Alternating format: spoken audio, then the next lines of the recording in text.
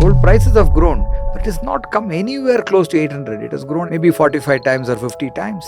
Real estate would have grown 40 times or 50 times. Here is 800 times.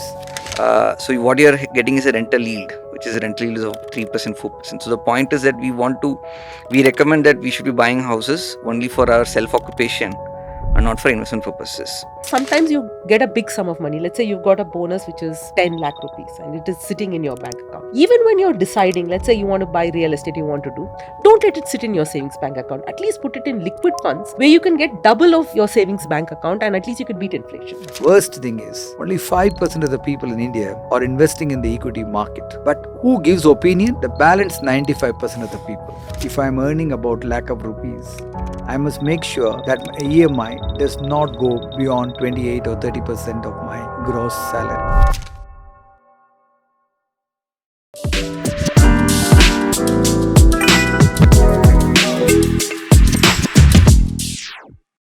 Hi everyone, welcome to Money Skills by Scripbox. I'm Velkathik Anand, and joining me today's panel discussion are A.K. Narayan, who's a capital markets specialist with over 3 decades of experience.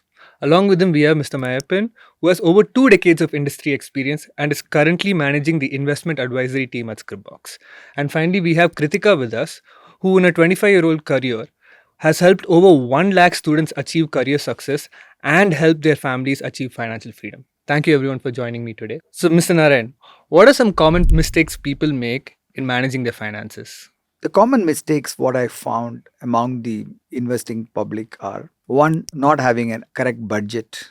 Without budget, people tend to spend money, overspend money, and ultimately get into a debt trap. So the first and foremost is creation of a budget for an individual to be successful. The second part of it is taking loans wherever not required to be avoided. But at the drop of the hat, I find the earners tend to take loan thinking that it is a cheap variety of enhancing their lifestyle. Speaking of loans, how does an individual determine how much loan they can take without jeopardizing their financial stability? In my opinion, if you ask me a question, neither borrowing nor lending is good. However, for a specific categories, loan is not a bad idea. Like any appreciable asset, you can always borrow a little bit of money. And for any depreciable asset, you should not borrow money. This is the fine principle of borrowing. The second one, if you're a wage earner, say about 50,000 or 1 lakh salary today, you must have a limit with which you will be able to repay the loan month on month. If your repayment targets far exceeds and it is going to cause some problem in managing your family expenses, that means you are in trouble. So loans have to be measured and taken for a proper purpose. So, there have been a lot of talks about people borrowing to invest. What makes that an issue? I always say that people should earn money, save money, and invest money. This order cannot be changed for anything. So never borrow money to invest money unless you are a businessman for business purposes. Understood. Meyyappan, what kind of loans should people be taking? We typically recommend taking loans only for 2 reasons. One is for home, because obviously that's an appreciable asset, and it's an asset where you live for your life, right? And second thing is for education purposes, because you're developing a skill set for yourself which will enhance your income in the long run. Taking loans, like for example credit cards or personal loans or for travel experiences related, then I think that's more towards spending or for lifestyle purposes, which anyways will have to be paid from your income and savings, and therefore you reduce the chance of having a better lifestyle in the long run. So, and with home loans and education loans, you also get tax related benefits. Again, within home loan, I think there's a difference between taking home loans for self occupied property versus taking for a investment.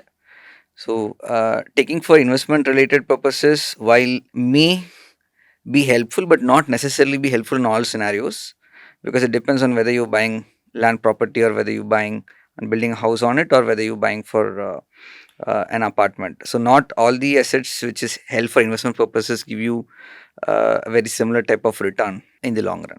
Understood. So, Kritika, 0% EMI schemes and credit cards are being widely marketed. But are they truly beneficial or are they traps for overspending? I think the two traps in terms of loans that customers need to be wary of or investors need to be careful of. One is the 0% loan. Today it's offered for almost every product and it looks attractive because it's 0% interest.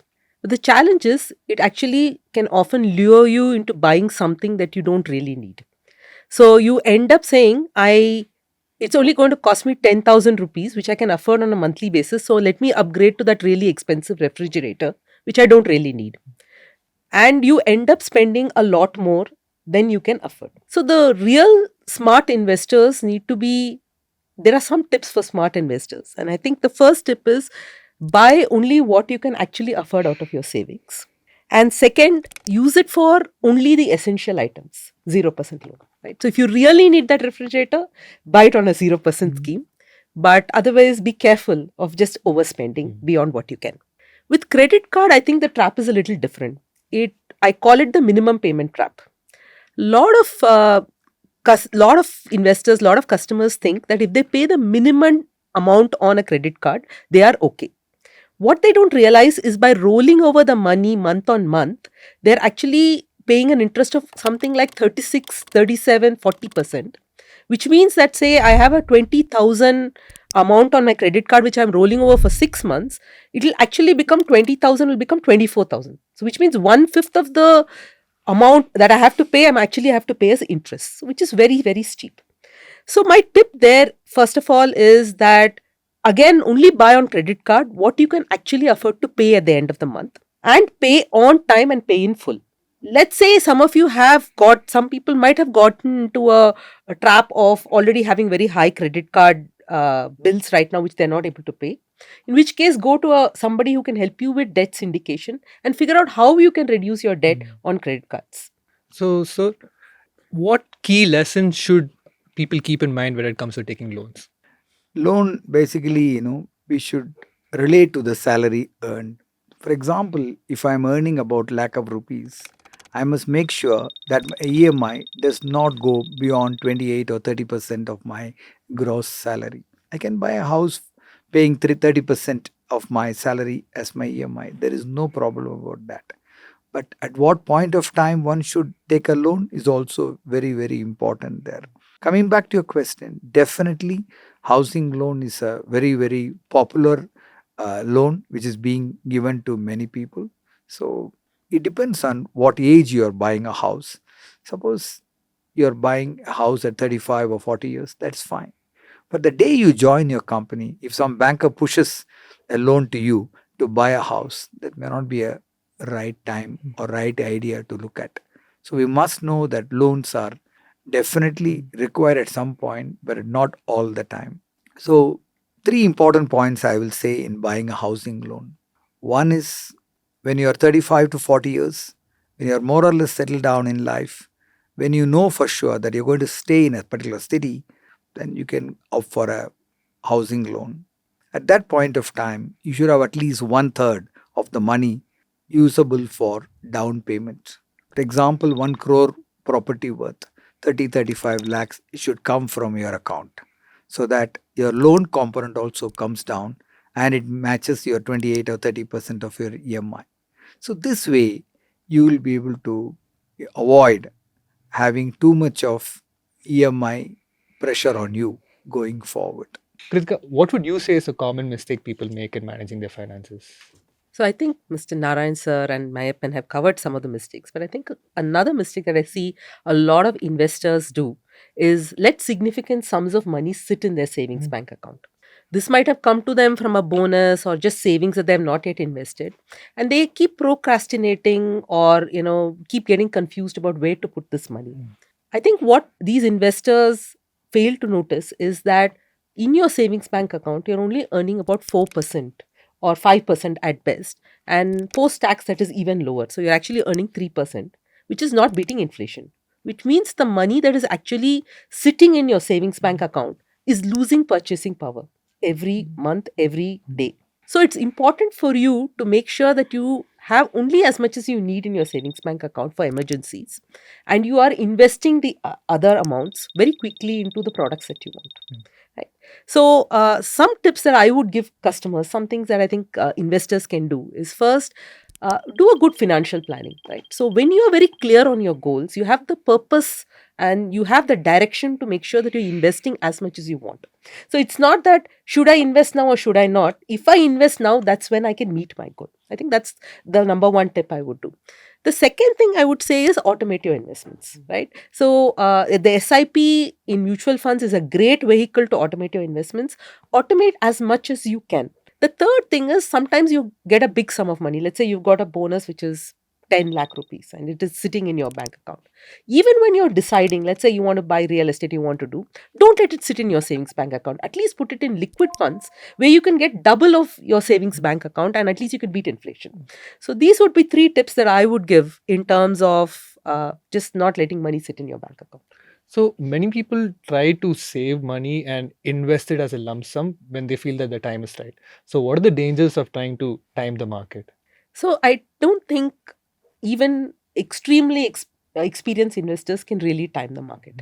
Timing the market is very difficult and its payoff is very low because you can get it wrong. What actually makes a difference is how much time you are there in the market. So let's say I put in 1 lakh rupees today. Or I had put in 1 lakh rupees 10 years back and it was growing at a rate of 14% for me. Just giving an indication. It would have become 4 lakh rupees by now. But in 40 years, the same amount would become 2.56 crores. That is the power of compounding. It increases so much that just by being in the market at the same time. So I also want to add one more point here. The basic difference of saving and investment have to be understood by all the investors. Like what she was saying, the money lying in SB account is just a saving account.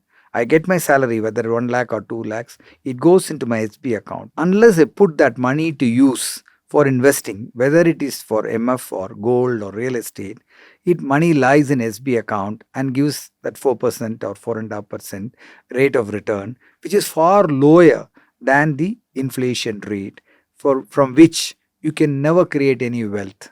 But if you look at the India as a whole, majority of the investors are keeping big money in SB account. That is why she was pressing for SIP and other route.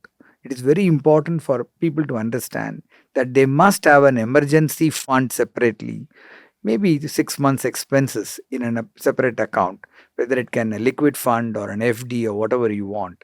There the returns are not criteria, but that amount is available for me at short notice, say 24 hours. Meyyappan, what would you say is a common mistake people make in managing their finances? One of the very common mistakes in India is that putting a lot of money in real estate, right? So you're having all the eggs in one basket. And I see investors actually with every additional savings that they have, they ensure that they back up with the EMI, right? And there's very little liquidity available for them to even save and keep buying houses. The problem here is that you have too much of concentration onto real estate and it's very illiquid. And I've seen most of my clients actually, while they start with a lot of real estate at the young age, actually decide that they have to exit at some point because you will need liquidity towards your retirement. And parallelly, what has also happened is that whenever I've seen tax reportings for clients, real estate, especially apartments, on an indexation benefit basis, after adjustment for inflation indexation in the tax returns, we always see capital losses, which means that most of the apartments have not even made returns exceeding inflation, right?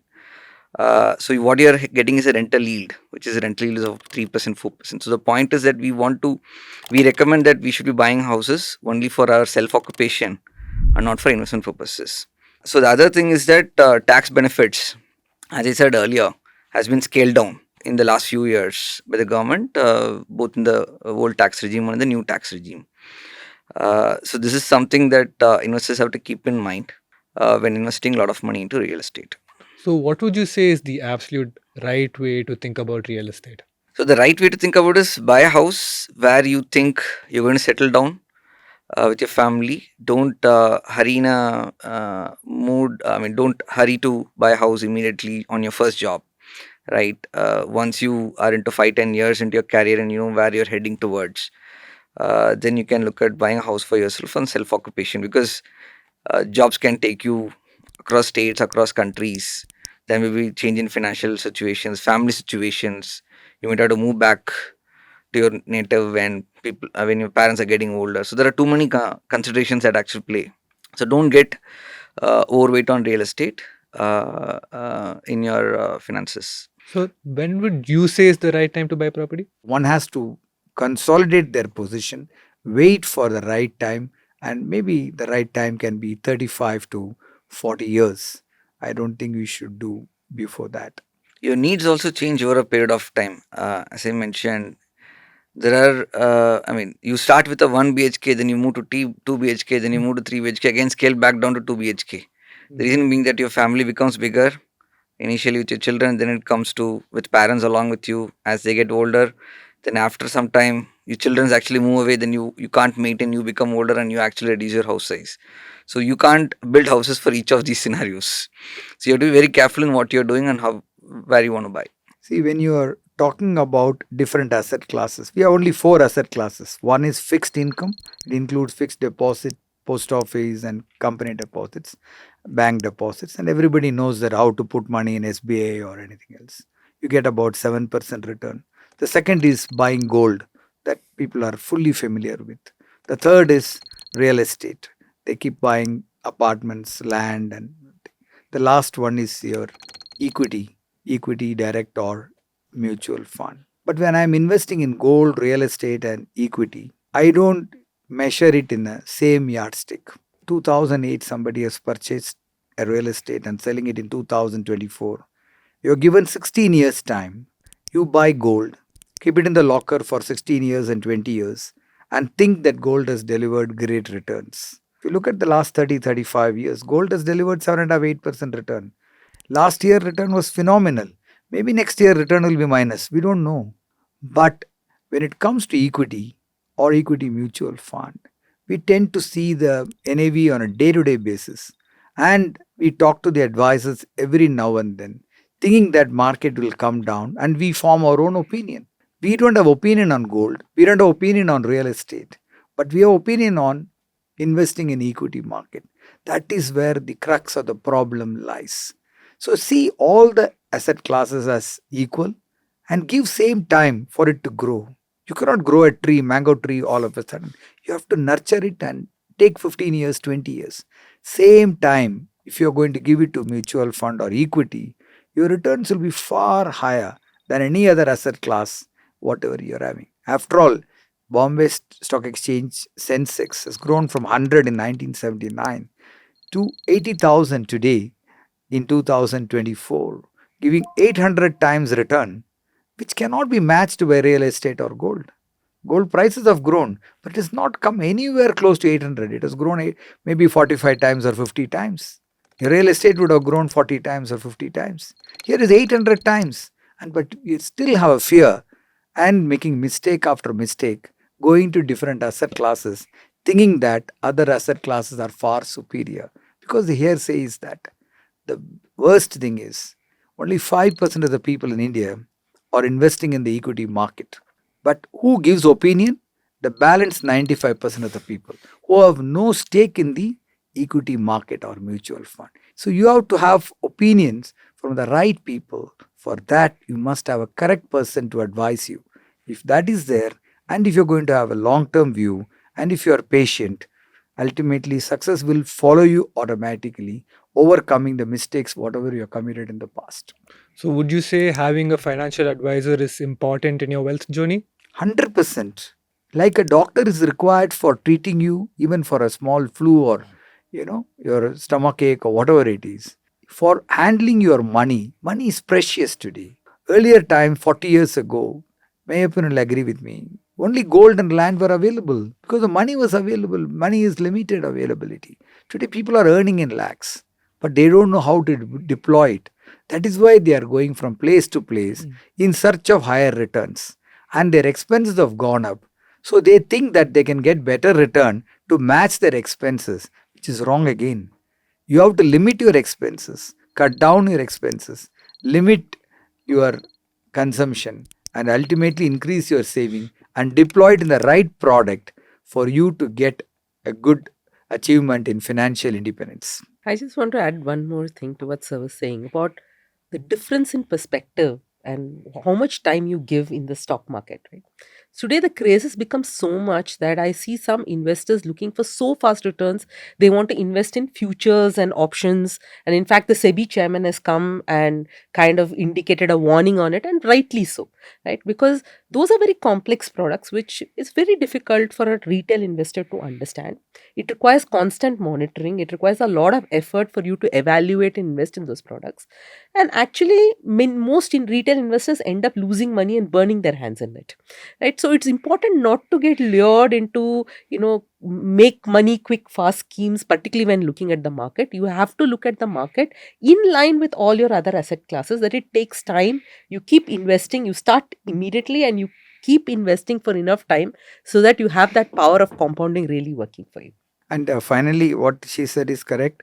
And limit your expectation of returns from equity products. Maybe it has delivered 25%, 30% in the last 2 years. But on an average, if you take it, 15, 16% should be your aim and cannot be 20% and 25%. I see a lot of people working with Excel sheets saying that at the rate of 20%, I will have so much of money after 10 years and all that. It may or may not happen. But definitely 14, 15% is the ballpark figure. You must keep it. That means you have to limit your expectation and work on that. You're happy with 7% in State Bank of India or 8.5% in gold or 9% in real estate. Why you should look at 20% in equity alone? Everywhere you are taking a little bit risk. Risk is there always. Anywhere you go, risk is always there. So risk tolerance should be there, and create a 2 3 different types of buckets. Money which is not required beyond 5 years, deploy that money in equity. The money which is required in the next 1 or 2 years, put it in a State Bank of India or any other fixed deposit where predictability of return and return of capital is also more or less sure for you. So, what should be a takeaway for the listeners from today's episode? I have a feeling, when you are earning money, your investment should start early. You must get into good financial habits from the day one. And you must have the urge to learn things by attending awareness programs, which are available to you both online and offline.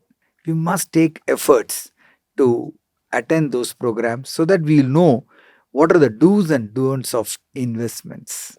So that way you'll be able to become a successful investor over a period of time. Happen? Making less mistakes is very critical to make sure that you have a comfortable financial journey.